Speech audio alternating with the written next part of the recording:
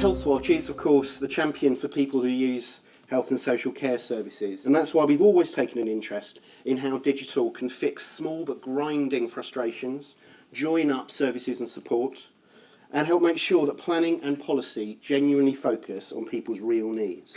People have often been well ahead of the system in spotting what can change and what they desperately need to change. But those voices, too often, just weren't being heard. Power shifting decisively and permanently into people's hands doesn't have to diminish the value placed on clinical expertise. In fact, I believe that shifting power in this way will need, indeed it will have to drive, the development of a whole new set of clinical skills and approaches that will at least maintain and potentially enhance clinical job satisfaction and professional respect. But moving in that direction means playing by new rules. It's not only about breaking down barriers between health and social care, we also need to think about other sectors. I don't underestimate the challenge the system will face in trying to adapt to a world where it's no longer just about the already complex task of joining up service delivery between the primary and acute sectors, council care services, and the voluntary, social enterprise and independent sectors. People and our services are instead going to operate more and more often within different, simultaneous, overlapping combinations of online and physical services provided by the NHS and social care, as well as by other organisations. It's going to be like playing five-dimensional chess, so we need to start practising early. So let's have a look at the opportunities ahead. So firstly, digital's potential to enable connection and collaboration, I think, holds the key to navigating through that complexity and those overlaps. Secondly, the long-term plan sets out the most coherent picture we've had yet of what the digital agenda will mean in practice and how it will affect every aspect of the NHS. Thirdly, in many places, local government is already grasping the nettle with vocal support from the Local Government Association in ways that will help at both system and service levels. Fourthly, large and medium-sized charities are now moving increasingly confidently into this digital space. And the fifth opportunity is that new and existing online communities will offer the chance to foster and develop new ways for peers to support each other in the way they so often tell us at Healthwatch that they need and want. But we're only going to seize those opportunities if we get ahead of the curve, thinking ahead of time about integrating digital and its potential to deliver power to people into the earliest stages of planning and development. Challenge 1.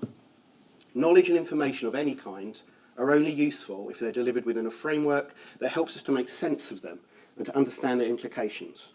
Swamping people with confused and confusing information would risk taking away all the agency we might gain. Challenge 2.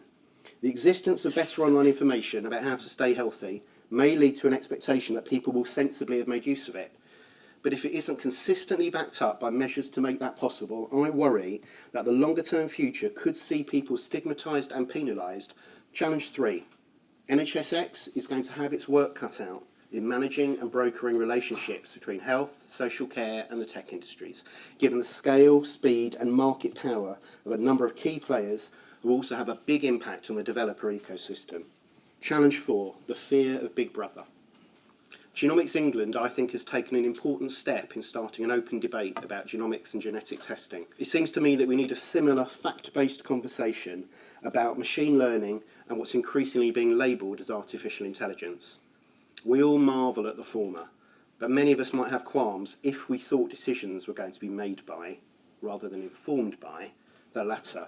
And challenge 5 is that a system with multiple priorities facing significant pressures may struggle both to support the most vulnerable and to keep up with the expectations of those who have the cash and inclination to buy into the latest tech and might understandably expect the system to keep up with them. There will be confusion and misinterpretation of motives.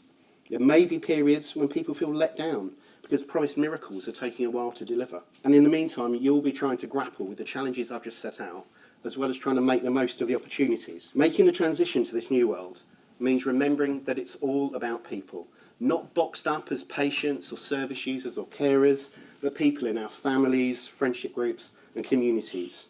And this is only going to fly if there's a new leadership culture for the digital era. So I'll finish with this thought.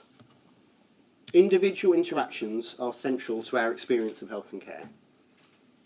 And people must have the power we need in all of those situations. But if you go back to your colleagues and find ways to help them feel that digital might mean a renewed sense that we're all in this together, and that the excitement and the outcomes could outweigh the discomfort, you really could help bring power to the people. Thank you.